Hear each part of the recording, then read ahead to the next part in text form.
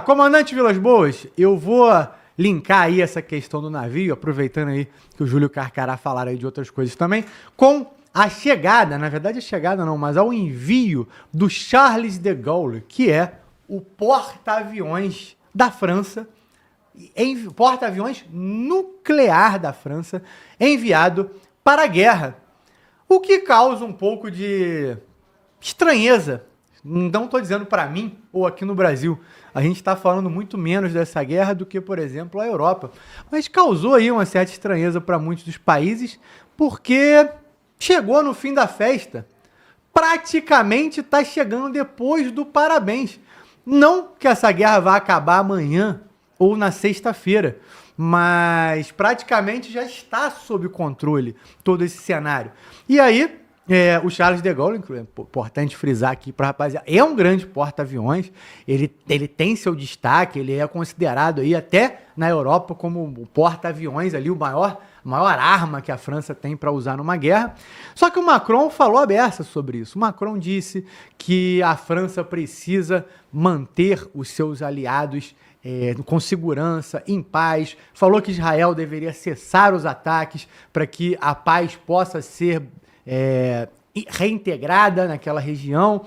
Ele diz o seguinte, ó: seria uma escalada perigosa e um erro estratégico continuar com esses ataques. E aí ele manda lá o porta-aviões dele. Não acho que ele vai fazer tanta relevância assim nesse processo. Ele diz também que reforçará a segurança das embaixadas e reorganizará o repatriamento dos franceses no Oriente Médio. Então, comandante Vilas Boas, como é que você vê esse cenário? E se quiser, pode até acrescentar o fato de que também a Alemanha e o Reino Unido confirmaram que vão fazer envios para a guerra, que também, ao que parece, faz muita diferença nesse momento. Lembrando que foi questionado pela Europa, pela OTAN, a invasão do Irã. E agora tá tudo certo? Não sei, né? Mas vamos lá. Ô, Eric, beleza. Vou tentar comentar ou condensar as duas notícias, né? Primeiro, quanto à notícia do afundamento aí da fragata iraniana Dena, né? Acho que o primeiro fato curioso, né, mencionar é que essa fragata, a Dena, era a fragata que estava atracada no Rio de Janeiro aí em 2023, né, naquela ocasião onde houve uma grande repercussão aí nacional e mundial, principalmente pressão norte-americana, do porquê da autorização dos navios iranianos estarem atracados no porto do Rio de Janeiro. Então, essa fragata agora ela está lá junto com Poseidon no fundo do mar do Oceano Índico. E, curiosamente, também, o outro navio iraniano, né, que estava naquela comissão que atracou no Rio de Janeiro é o Makran, ou era o Makran, né?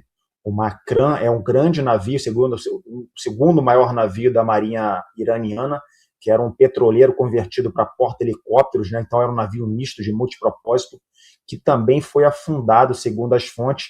Esse foi afundado já na sua base naval, que fica ali do outro lado do Estreito de Hormuz, a base de Bandar Abbas, e aí ele foi atacado no cais. Ou seja, curiosamente ou não, os dois navios que estavam aqui no Brasil agora jazem no fundo do leito oceânico.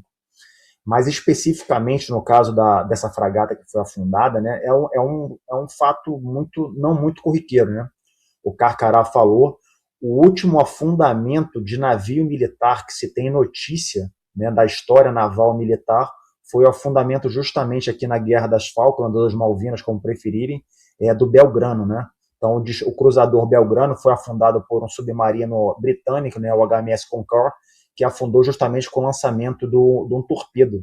Então, isso não é algo corriqueiro, né? As fontes aí do Joint Chief of Staff, né, o general Duncan Kane, já confirmaram que esse afundamento foi feito por meio de um torpedo marca 48, que é um torpedo de alto peso, de alta cabeça, de capacidade explosiva, como o Júlio aí comentou.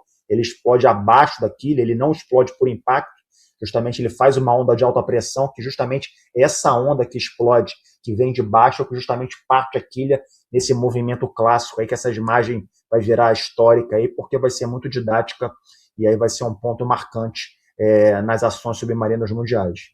Mas o que me chama um pouco mais de atenção nesse fato, que parece ser isolado e não é justamente o afastamento geográfico dessa ação em torno da distância do epicentro do combate, né? Então, esse navio foi afundado ali próximo à costa do Sri Lanka, né, que fica ali a sudeste da Índia, e o ponto desse afundamento, desse ataque, é praticamente mais de 2.500 quilômetros do Estreito de Hormuz. Então, existe uma mensagem muito clara transmitida pelos Estados Unidos da sua disposição de eleger qualquer ativo militar iraniano em qualquer lado do mundo, lugar do mundo, como um alvo. Então, essa mensagem ela tem uma repercussão mundial, por dois motivos. Primeiro, porque a ação de um submarino de perseguir, de atacar e neutralizar uma ameaça de um submarino ou de um meio naval desse no meio do mar em águas internacionais não é algo tão simples. Esse navio também, estranhamente, eu não sei por que ele estava participando de um exercício naval multilateral que acontecia na Índia. Eu falo estranho porque se o Irã já estava convocando toda a sua estrutura de guerra, já na expectativa de receber um ataque, de entrar em conflito com os Estados Unidos, que já era claramente definido, previsível, como é que ele pega um navio de linha, né, que é uma fragata, um navio de porte, né, só perderia aí para nível de destroyer um cruzador, e deixa um meio naval desse de alta importância estratégica, um exercício naval a mais de 2.000 quilômetros do epicentro do seu combate, já causa estranheza. De toda forma, os Estados Unidos foi lá, localizou, engajou e atacou e neutralizou esse navio. A mensagem clara que fica é, primeiro, que os Estados Unidos estão dispostos a levar esse conflito para qualquer lugar do mundo, e segundo, que a ONU, as estruturas supranacionais, a princípio, que poderiam veicular esse tipo de coisa, ou o próprio direito internacional humanitário, ou chamado também direito internacional aplicado aos conflitos armados, o DICA, estão perdendo importância frente à decisão de países do nível dos Estados Unidos, Rússia e China fazerem valer as suas vontades, os seus desejos no cenário internacional. Então, no direito internacional, a gente tem chamado o direito à guerra, a gente tem o direito na guerra e a gente tem o direito pós-guerra. Então, o que a gente vê hoje é que não tem declaração de guerra, mesmo assim, não tendo os caminhos formais jurídicos sendo prescrevidos de acordo com o direito internacional no mar, as ações começam estão acontecendo. Já contra o Charles de Gaulle, né, a gente vê uma movimentação, Eric, mesmo que um pouco fora do contexto do parabéns, né, que a gente perdeu a festa, mas a motivação muito provável de ter levado a França a fazer a movimentação desse ativo estratégico de alta importância para a França, movimentando ela para junto ou perto da ilha do Chipre, foi que justamente as duas bases francesas no Emirados Árabes Unidos foram atacadas. Tá? A França, a gente pouco fala disso, né? A gente fala muito da projeção internacional norte-americana, a Rússia chinesa, mas a França tem duas bases militares dentro do Emirados Árabes, uma base naval e uma base aérea. E ambas as bases foram atacadas. Ataques de menor monta, já não houve mortos, mas as estruturas foram atacadas. Então não interessa se você está sendo atacado com pedra ou com uma bomba, isso no mundo internacional é uma declaração de guerra. E, curiosamente, vem agora o ministro das Relações Exteriores justamente manifestar-se nas redes dizendo que qualquer envolvimento europeu nesse conflito é uma declaração de guerra. Mas é curioso ele não se mencionar isso, porque justamente foram eles que atacaram as bases francesas no Emirados Árabes e atacaram as bases do Reino Unido no Chipre. Então, essa movimentação dos meios navais, aeronavais e aéreos dos países europeus, principalmente, que a gente está falando, Reino Unido, França, Alemanha e Grécia, eles vêm nesse contexto de resposta preventiva ou uma resposta diplomática e militar contra uma ação sofrida. Então, eles não estão se colocando lá para atacar o Irã. Eles foram atacados e estão se colocando em condições de receberem ou de responderem a um ataque sofrido. Então, nesse contexto, sim, a gente vê o Charles de Gaulle, que não é qualquer meio, é o capitânia da Marinha Francesa, um porta-aviões de propulsão nuclear, que carrega uma ala aérea de muita importância. Então, isso sim tem uma representatividade nesse contexto muito grande. O Reino Unido também se junta, mandando 2 destroyers para a área de operações. Os Rafale franceses, que estão na base naval, a base aérea de Abu Dhabi, já estão voando no espaço aéreo dos Emirados Árabes Unidos e já detectaram, já estão compondo a defesa aérea dos Emirados Árabes Unidos.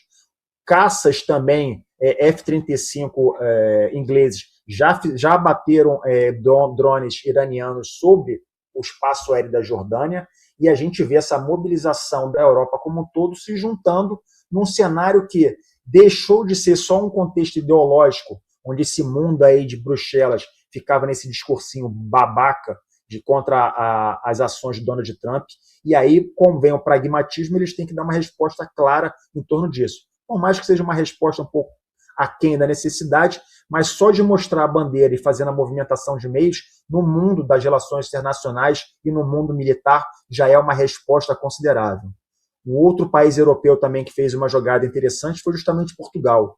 Portugal, frente às negações aí de Espanha e do Reino Unido com as bases navais que os Estados Unidos queria usar, ele abriu as suas bases aéreas no arquipélago de Açores, justamente por elas serem um hub internacional dos meios aéreos dos Estados Unidos que se deslocam por cima do Atlântico Norte, precisam de uma parada estratégica para manutenção e reabastecimento.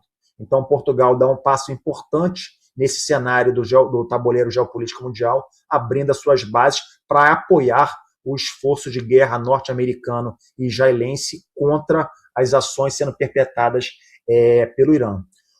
Outro aspecto que causa bastante estranheza justamente é o erro do cálculo estratégico do Irã, né? Atacando todos esses países árabes, né, que compõem aquela região ali do Golfo Pérsico, né? Basicamente Iraque, Kuwait, Bahrein, Catar, os próprios Emirados Árabes Unidos e seus Jordânia e outros países. Então, esse cálculo estratégico é o que o mundo árabe não vem entendendo. Basta mencionar o que foi promulgado nas mídias internacionais, que dos mísseis lançados até o momento, ou pelo menos até amanhã de hoje, iranianos, da ordem de 130 tinham sido direcionados a Israel, e do montante de cerca de 1.800, ou seja, mais de 10 vezes mais, haviam sido direcionados contra todos os países árabes que a gente está mencionando.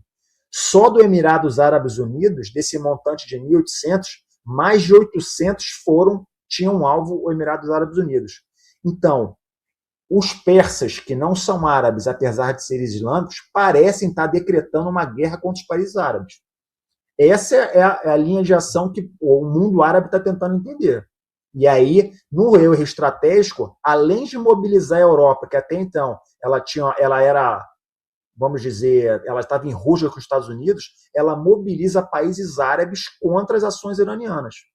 A própria Arábia Saudita, que é um país que não tem nenhuma vinculação com Israel, parece dar as mãos e contra um inimigo em comum, que é o Irã, parece já se fornecer as suas bases e se colocar à disposição de fazer uma grande coligação para aumentar a pressão militar, que já não é pouca, pelo contrário, é muita, contra o próprio Irã. Então, o erro de cálculo estratégico em toda essa jogada iraniana parece reforçar o seu insucesso e jogar a situação numa situação ainda mais desfavorável para eles, Eric.